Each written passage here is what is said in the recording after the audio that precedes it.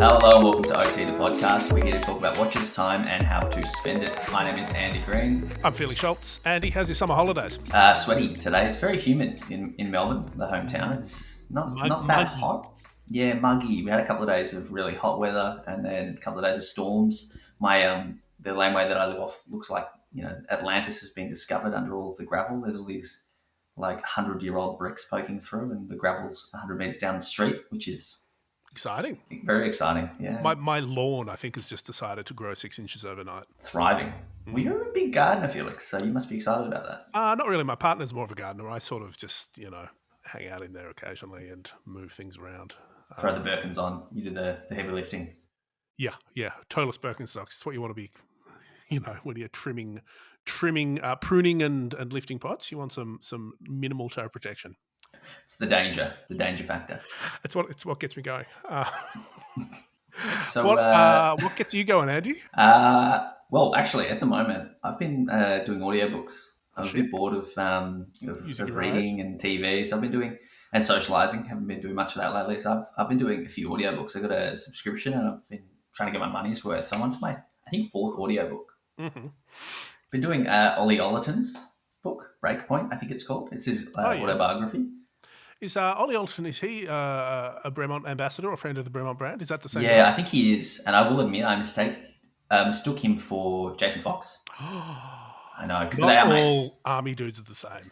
Well, they're on the same show together and they've been mates for 20 years. So I was at the start, for some reason, because I met both of them maybe a couple of years ago in the UK at Bremont Townhouse. Yeah. And yeah, they're obviously on SAS Who Dares Wins. Which is, I think they filmed the last 3 seasons here in Australia, actually.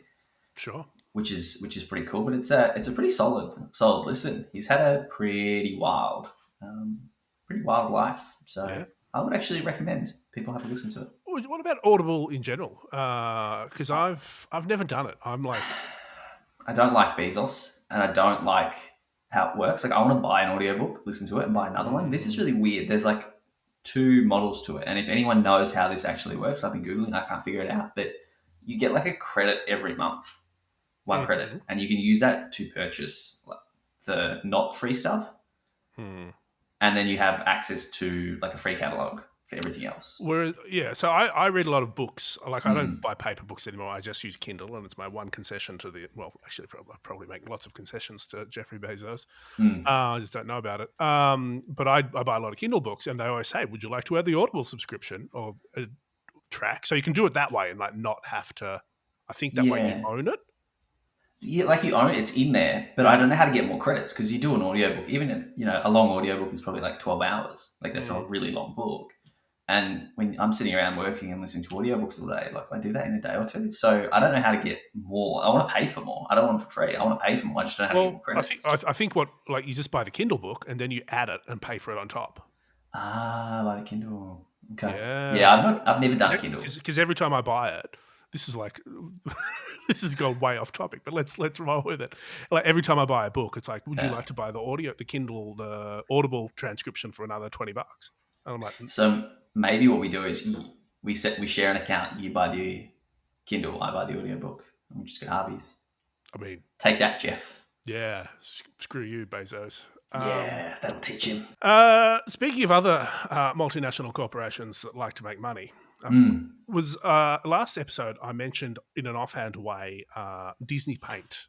Yes. And someone picked up on that on Discord, and they requested, by the way, you should totally join our Discord. So they requested that I do, or that we do, random facts more regularly. So I've come up with another one, again, Disney related. Are you familiar with Alan Tudyk? No. He's an actor. Uh-huh. He's a classic journeyman actor. And if you're a nerd of a certain age, you'll probably remember him from the cult TV series Firefly. That's probably his biggest. Oh, Ali. Yes. Okay. Yep. Blonde journeyman guy. Yeah. Yep. You've Googled him, found his face. I've Googled him. Yeah. He's got a very interesting career now. He's kind of he's referred to as Disney's Lucky Charm. Okay. And he shows up, I think, in pretty much every Disney film of the last 10 years. He's had a very odd little role. In every Disney? Pretty much. He was Moana. He was the chicken. He was the only non-Polynesian cast member in that film. Wow. Ditto, like he was in Frozen, he was in Aladdin, he was Iago in the new version of Aladdin. Raya and the Last Dragon, again, a movie with a very like a Southeast Asian casting. He was the only white guy. He was Tudyk, who I think is like the centipede or something. He shows up in Star Wars playing random robots. So he's got all these like very little like sort of inconsequential roles. But someone at Disney, like senior management, goes, Alan Tudyk, he makes our films better. In Disney's most recent sort of South American one, Encanto, he plays the toucan. Like, he always plays the like dystopian style newsreader as well. okay, sure, Yeah, he was in A Knight's Tale, okay, classic film alongside Heath Ledger. sure. One of my favorite childhood films, Felix. There you go, Alan Tudyk. He's great. So he's taken a bit of a weird career choice. So now he's less, space pirates and dystopian newsreaders. Now he's random Disney animals. Just gets a gig in everything. Yeah, but that's probably like enough to have quite a good income. Oh yeah, he'd be killing it. Well, he was in Rick and Morty for 5 seasons as well, by the look. Well, there you go. There you go. Alan Tudyk, random fact of the day. What have we got for the rest of the episode, Andy? Okay, so last week we replayed one of our favourite episodes. This week we're going to do it again. We're still, we're taking it a bit easy. So we're going to replay it. We got some really good feedback on Mr. James Cox. So I thought, let's dig out one of my personal favourite episodes, Felix. Probably the funniest, most teleporting episode or interviews I've ever done. It was very cool. I felt about 100% cooler than I really am for that 10x 45 minutes of what a cool dude. Time spent with none other than Greg Yuna. Jeweler to the stars. Yes. Drip, drip, something. Ice cold. Yeah. What's been going on with Yuna since we chatted to him? Check his Instagram out. It's like every other day he's got some big moves happening.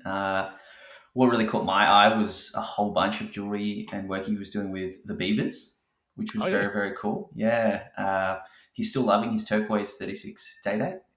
Still wearing it. Still got it. He's hung on to it. We talked about that in the chat all those years ago. I can't remember if it was 2020 or 2021, to be honest with you. It might have been 21.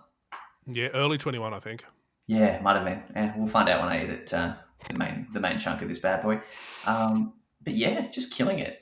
Just yesterday, he was rolling around in a Kith BMW kind of limited edition thing, which was like ridiculously cool. He's just a cool dude. He's a very cool dude. He's so cool. He's one of our coolest guests. So I mean, no, they're all cool. They're all cool. Greg's up like if we had to like do a top 10, in the top 5. He's kind of near the pointy end. Yeah. But before we do that, Felix, this episode is sponsored. Yeah, muggy weather. You know what muggy weather is perfect for? I think we're about to find out. And now, Andy, time to have a quick chat about this week's sponsor, Artem Strap. Let's get right into it. Australia's own Artem makes some of the best sailcloth straps we've seen, period. Sailcloth straps are great. They offer a casual look and they won't get ruined by water. Too often I find they're cheap, perhaps even downright nasty, or that they come on like super high-end pieces that are brand specific. Artem offers something different. They're supple right out of the box and the finish is excellent and they have a feel on the wrist that I find lovely. I currently have an Artem strap on my Bremont as well as my Nomos Ahoy, and I have not taken them off since I got them.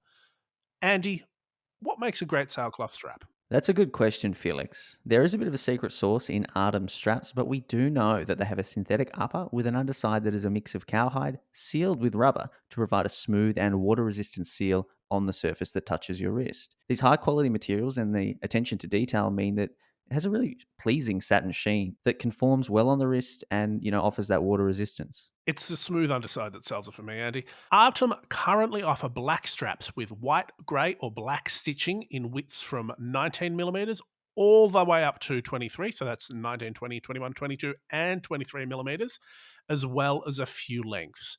They have some exciting updates in development too. Stay tuned for those. Yeah, I'm looking forward to seeing what Artem do in 2022. But Felix, do not forget the buckles. They offer a few different buckle styles which live up to that same quality we've mentioned of the straps. And that includes a really solid deploying option. Yeah, speaking of the deployants, bit of a new thing out of the gate for them. Check out the new style sailcloth that is reminiscent of Amiga's canvas strap. Comes with no keepers, which a lot of people will like, and that makes it tailor-made for that deployment buckle. Love it. To find out more about Artem's wonderful sailcloth straps, head to artemstraps.com. That is ARTEM straps.com.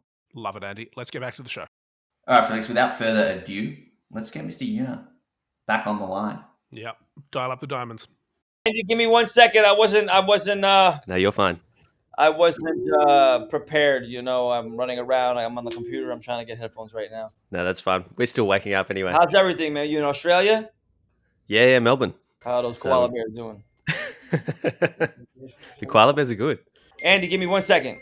No, you're fine. Sorry for being so unprofessional. No, that's cool. Yo, what's up, man? You good? That's a nice chain. Sorry, that's your girlfriend? Yeah. She's pretty. Can't see her face, but she's pretty. You guys met before. I'm being funny. Yeah, appreciate you. Andy, Yeah, that's good, man. that's the money machine, Andy. Oh, sorry, Andy. I'm fucking up right now. No, that's cool. This is gold. I'm on a podcast. Andy, I'm having technical. Anybody have headphones? No one has headphones. Andy, Yeah, man. help me out, man. I'm really sorry. That's all right. If you can hear us okay, it should be all right. That's cool. It's If only you can hear me and you can record it like this, is cool. yeah, as long as there's no echo.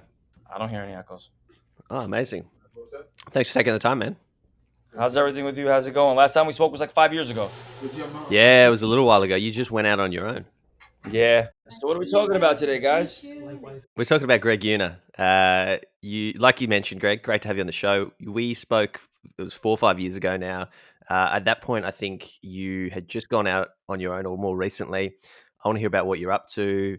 But before we get into that stuff, thank you for joining us. For those who might not know who you are, Greg, how would you describe yourself? I'm young and pretty. Nice. I'd agree. I mean, I don't know. I feel like I'm a character. I don't know. Oh, you certainly are. You're in the jewelry business. Mm-hmm. How did you get that start? Because didn't you start out in finance? I mean, I was doing finance for a little while, and then I started jewelry business through some family. My mom wanted me to go work for some family, which I didn't want to do, and it ended up being the best thing that ever happened to me.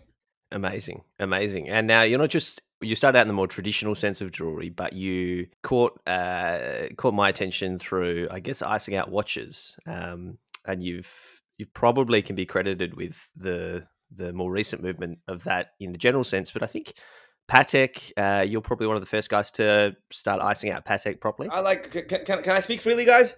Of course. Can I speak? I like fucking the watches up. I like ruining them. That's what I do. I take a watch that somebody would look at and be like, how can you even touch this thing? It's like putting rims on a Lamborghini, right? Like, who would want to do that? Yeah.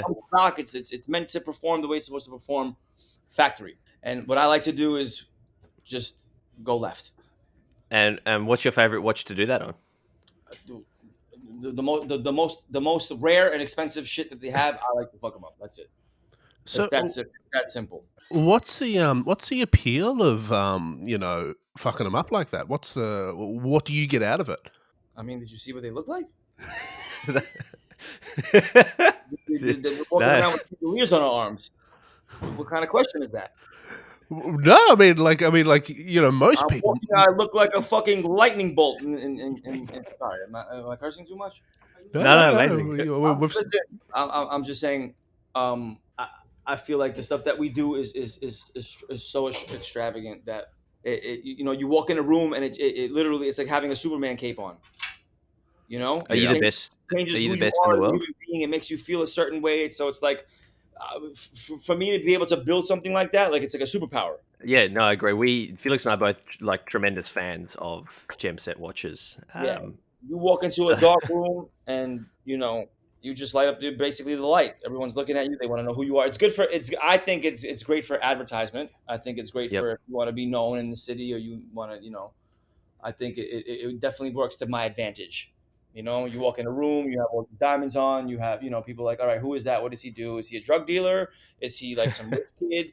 Is he, a jeweler? I don't know if they think that, but You are quite the marketer yourself, though. You've kind of famous for a few things, especially on Instagram. One of them is those road crossing photos that you stage in. It seems like record time. The 6 photo shoots. Yeah, those they're iconic. We started doing those. So I used to take pictures of.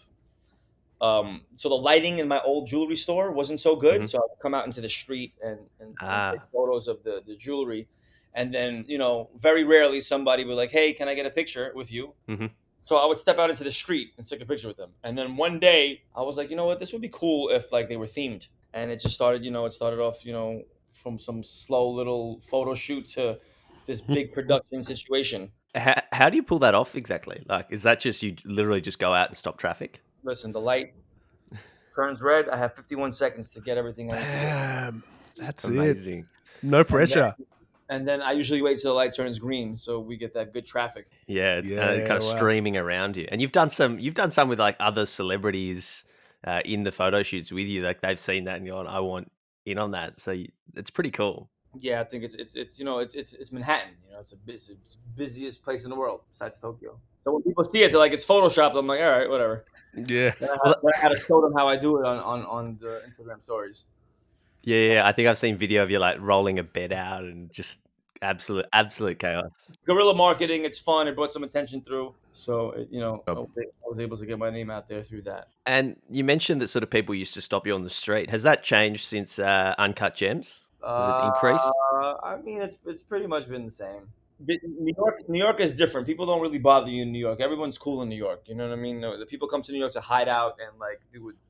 People come. You got these mega superstars from all over the world. They come to New York. No one knows who they are. No one cares. Yeah, Sam Felix and I get left alone here in Melbourne. That's why we're in Melbourne. Yeah, it's the same. Hiding out. Yeah, they don't. I go there, but you guys are too far, man. What the fuck? Yeah, I know. Tell me about it. What time is it? It's like 6 a.m., dude. 6 a.m. Yeah. You guys on Saturday. Talk to me. You guys are bugging. It is 6 a.m. on a Saturday. On a Saturday? I know. Yeah. Amazing. That's kudos. Man. Thank you. It's a dedication. It's the. I remember when I used to work on Saturdays. You got to start somewhere, Tremendous cream fucking dollar and a dream. I'm just busting balls. I'm forever working, man. I leave work and I work. I wake up in the morning Saturday to the 100 text messages to the same question. How much is this watch? Jeez, yeah. All right.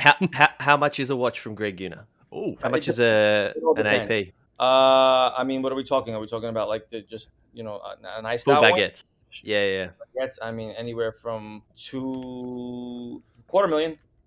Okay. All the way up to?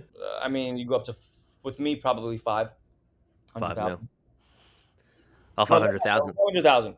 Because once you get into the millions, that's when you can get the original. Yeah. Okay. Is there? What's the craziest watch you've played with? I'll be honest, and I hate to say it. The Jacob, the jeweler, the Billionaire watch. Yeah, it's fucking sick. Wow. Because weren't you involved in getting Floyd one of those? So I definitely was. I was involved in that. I made that happen. Still didn't get my commission. I hope you guys are listening because I didn't get my commission. But okay. Oh, they're definitely listening. Yeah. Well, it's all good. What was the deal there? Because I don't think that's the only one publicly I know that's sold. I mean, the deal as far as what? How did you line that up? So I had a friend by the name of Tadashi who's from Japan, and Floyd happened to be in Japan at the time, and he's like, "Hey, I'm in the same club as Floyd. Can you connect me with him?" So I reached out to a good friend of mine, which is at the time was Floyd's head security. And I said, my friend is going to show you a text message from me. Bring him to Floyd, please. He has some stuff that he wants to show him. So I made the connection and sold the watch and, whatever. But before that, Jacob the jeweler is actually good friends with my first cousins and stuff. We're all basically from the same culture. And he, about 4 years ago, about 4 or 5 years ago, I had a chance to meet up with him in his home in Queens. And he was trying to have me pitch the watch to Floyd. So I did that, and at the time, Floyd wasn't interested. Okay, Once he wasn't interested, Jacob the jeweler was also not interested. So I saw the kind of person he was.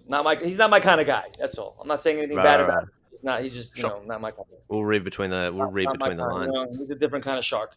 So speaking of other big personalities in watches, have you done any Richard Milles yet? I have.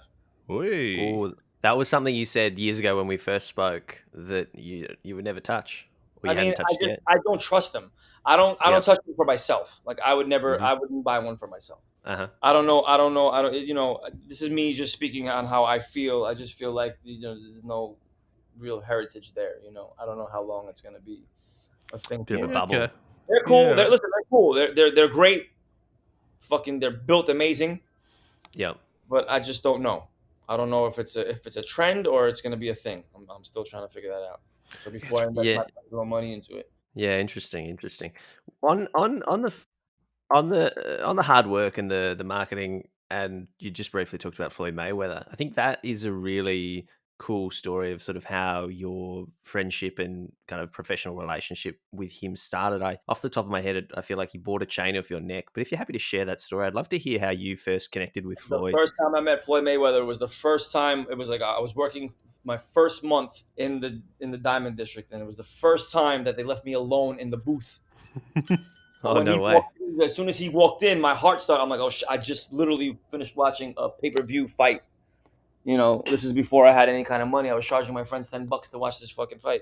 I was like, yo, guys, give it up. $10, everybody. A week later, Floyd Mayweather walks in. My heart's pounding. I'm like, he definitely hears my heartbeat. And I didn't even know how to deal with a guy like that. I'm like showing him one watch at a time, and he's looking at me like, where's the other guy that was here before you? And I was just like so uncomfortable and embarrassed. But we became friends really fast because I have a big mouth. And did you make the sale? Not that day.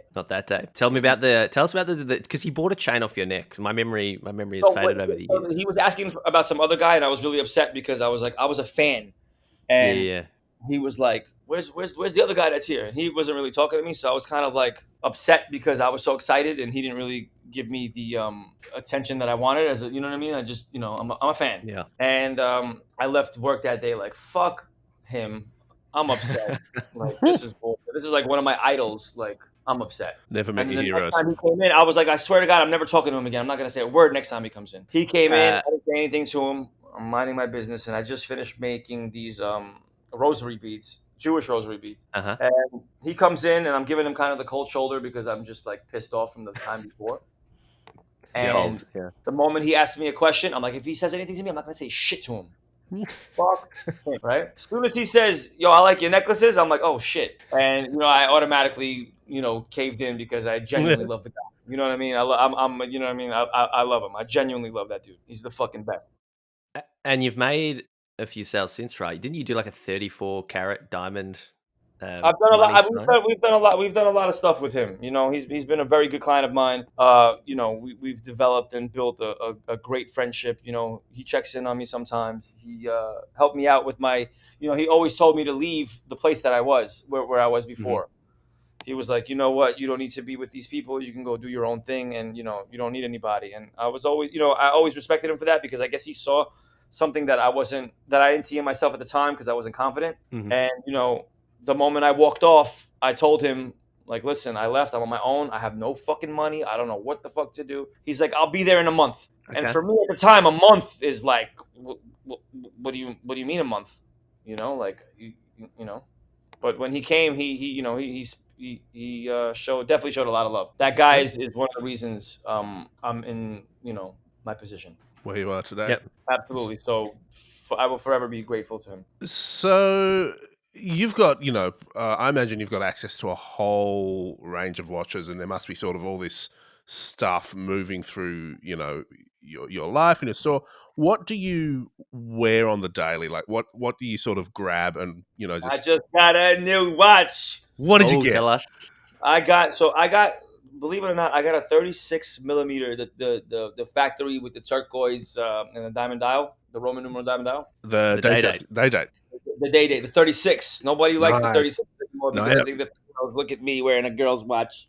No, 36 is where it's at. No, it's just so classy, and I never thought that I would wear a 36, but I fell in love. I'm in love. And that's a yellow gold, yeah? First 2 weeks. What'd you say? Is that yellow gold? Yeah. Yellow gold. What do you think? Like, everyone in watches is all about rose gold. I like rose gold, but I like to match up stuff with like my skin tone. Yeah. Okay. So rose gold sometimes on me is not, depending on my tan. Yeah. Summer maybe not. Winter you can Yellow pull it gold off. is good, and white is just sexy. Yeah. Cool. Yeah. This is a pretty rare piece you've picked up, though. Like, I don't think I've ever seen the turquoise dial for this. It's so pretty. It's just different. I like that it's different, and I know they're gonna go up, so I grabbed it as soon as possible. Well, you've just hyped them completely because they're really I think you've special. posted like 6 photos to I'm your in love. Instagram. I haven't been in love with the watch Yeah. in so long, and I know this is one of those pieces that's gonna be 120 grand in 20 years. There was a Singaporean dude trolled everyone really well. Like, he's like, "Yeah, I got my new watch. And then he was saying he was pissed because it had all the inclusions in the dial. And like, people are like, "No, man, that's how it's meant to be." I think it's a really cool bit. Well, Yeah. I mean, my watch literally has a beauty mark. Yeah. I think that's Makes it unique, right? It's a slab of stone. Yeah, it's not like every other Rolex, huh? No, it's man. Again, I never thought I'd wear a 36mm presidential. Question for you. Being in the game of customizing things, do you think that potentially stone dials could make a bit of an appearance in the customized? That's my job. That's what I'm here to do. I'm here to set the trend. So this is the new trend. Listen. The thing is, I don't want to toot my own horn. Sometimes it's arrogant and whatever, but they're watching me, and I know that. I know you're gonna start seeing them around. Love that. Heard it here. Love that. What do you think of the new case? Sometimes I do things on purpose. Like, how I do like the brush gold stuff with all my pieces? Mm-hmm. I started playing with that. I'm like, you know what? I'm not going to go shiny. Let me go brush. Let me just see if they'll follow. They follow. You're the leader in the field, I think. Who's up there with you? Because I know you and Ben Baller talk listen, there's so many great jewelers. I mean, Elliot Aviani right now. Elliot got it right now. I think he's he's on fire. He does some great work. Ben is one of my favorites. His shit is super clean. Good friend of mine. Aviani's a good. You got the Erics. You got they're out here. Love it. Okay, so one thing I mentioned briefly before, your Uncut Gems with Adam Sandler. You had a bit of involvement in that. What was that like? Something different? I mean, I'm in a movie with Adam Sandler. Yeah. That's I grew up watching this guy. It's different. It's weird. And it's on a subject matter that was obviously very close to home. He sort of... But you know what the problem is? That everybody thinks jewelers are like that. The thing is, it was a movie about a chronic gambler that happened to be a jeweler. You know what I mean? Like, jewelers are not running around. It made us look bad, and that's not what we do. You know what I mean? That was just a dude that had a chronic gambling problem. Yeah, sure. I got to say, it was one of the most stressful movies I've watched in a really long time, but my eyes from this movie. Really good. What did you think with the final product, aside from the representation of jewelers? It was different. The Safdie brothers, they know what they're doing. They did their thing. Watching Adam play somebody else was weird. Yeah. The ending was, different. I didn't expect that. It's the first time you see Adam Sandler die in a movie. Yeah. Well, spoiler alert. It's a hectic film. Yeah. On Netflix. So you are a busy man. Aside from movies and the customization side of things, you've got Chapter 2. Yeah. So Chapter 2 is when I left the place. So when I left where I was, I didn't know. It just happened so fast. I didn't know what to do. So I'm like, you know what? This is a new chapter in my life. It's gonna be Chapter 2. I ran with that name for a little bit, and then I elevated it to, Greg Yuna is my name, and that's my top tier stuff. And the Chapter 2, I collaborated with M Jewelers, and we do some plated stuff, which is really cool, real affordable, cool stuff. Yeah, nice. So you've obviously got a really huge social following and customer base, but you've got those those top end celebrities with bottomless pockets, and then you've got fans that just like the content and the work that you do. How's it been received by those guys, sort of giving them something more affordable? I mean, I'm trying to give people the low hanging fruit where they can buy into the company and feel good. Like, listen, jewelry's expensive. Yeah. We all know that. I'm not here to bargain with anybody. I'm not here to, it's fine jewelry, and on top of that, like, it's art. If you don't want to play the game, don't play the game. And a question for you: is jewelry a waste of money? Absolutely. It's a waste of money, but it depends. But look, I have a car that's a waste of money. I don't need it. But you know what? When I pull up to a fucking anywhere I pull up, everyone looks. It's marketing. People are like, who is that? What's going on? So like you have to look at it like that. People, if you're a rapper and you're buying jewelry, you want people to look at you and say, okay, this guy's getting money. He's doing something. What does he do? It pops up that it's a question. I got another one for you. You mentioned just before then the jewelry was art. I was just having a bit of a scroll before, and I saw Rachel Goatley. What's the go with that? So let me tell you something. So Rachel Goatley started as my assistant, and she is now my creative partner. She basically runs the show here. I'm over here. I'm in cruise control. I got my feet up in the air, and she got the driver's seat.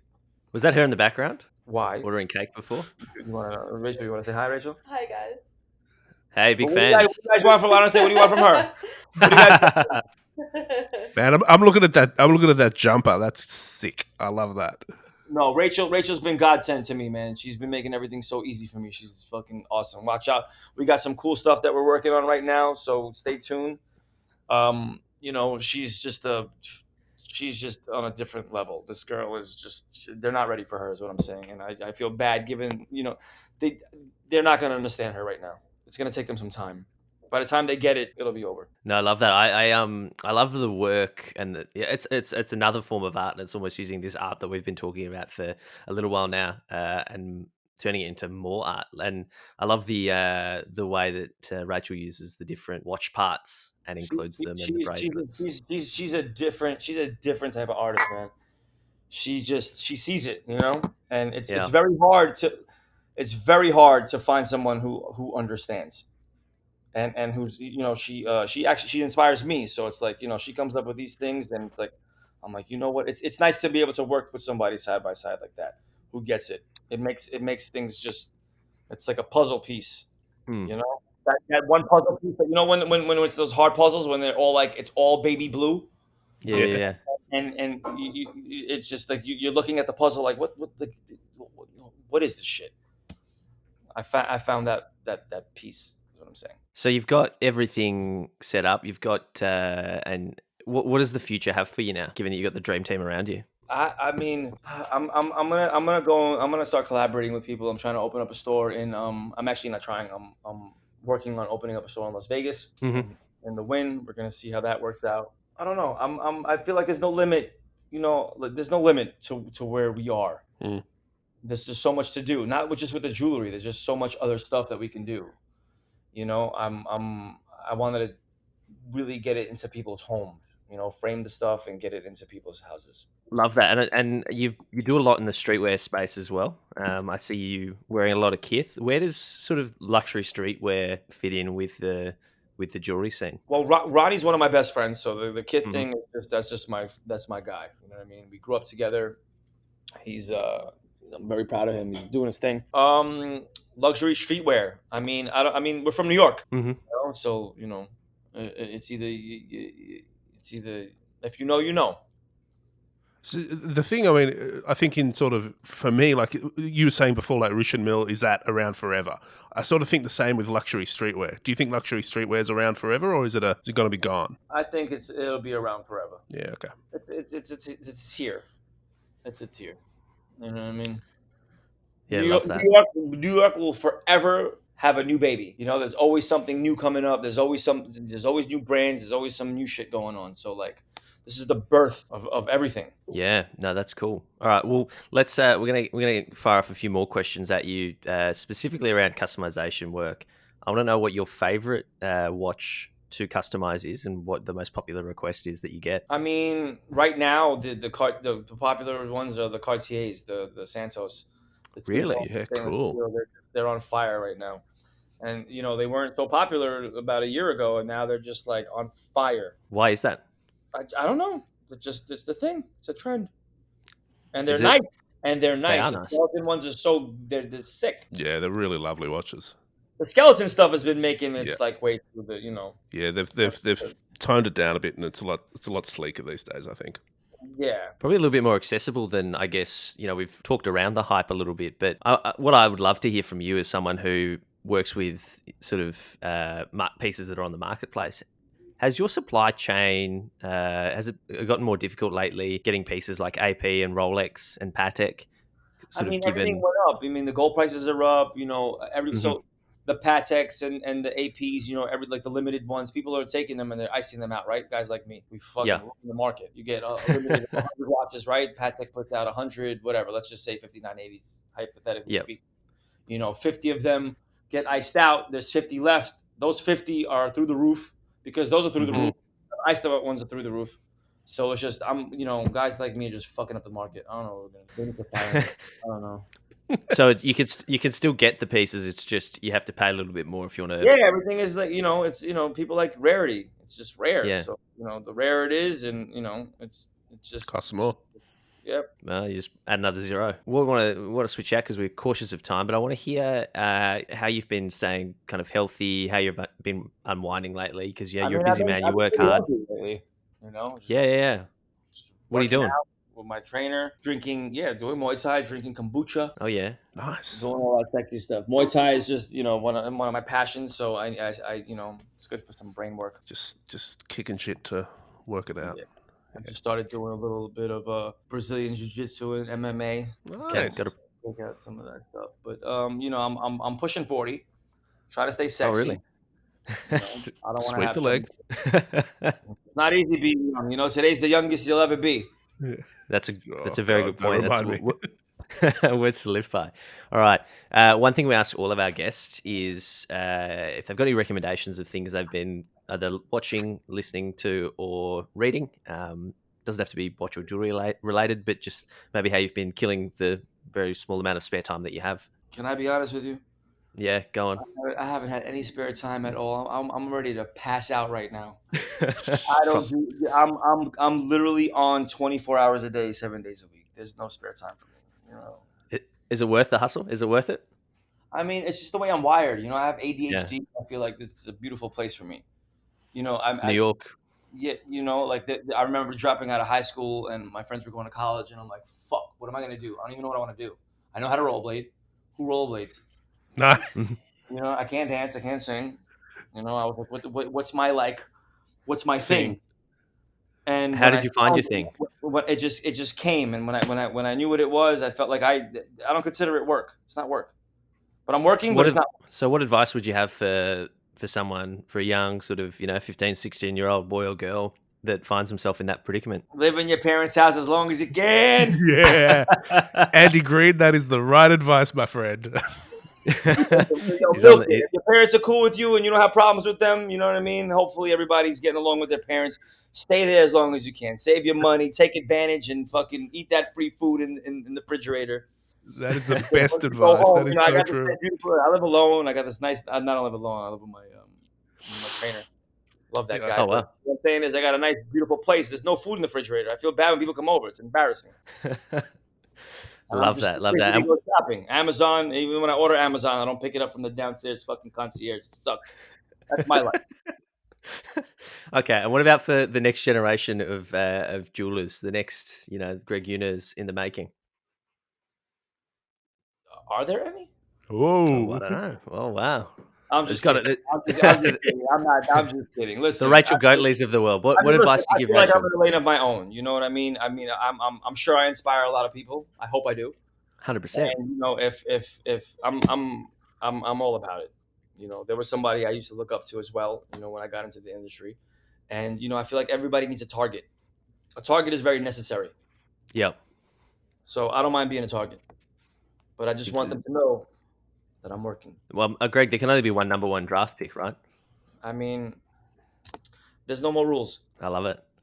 Well, Greg, thank you so much for chatting. We'll link up your Instagram, your page, Chapter 2, Rachel Goatley, and we'll Rachel Goatley. Woo!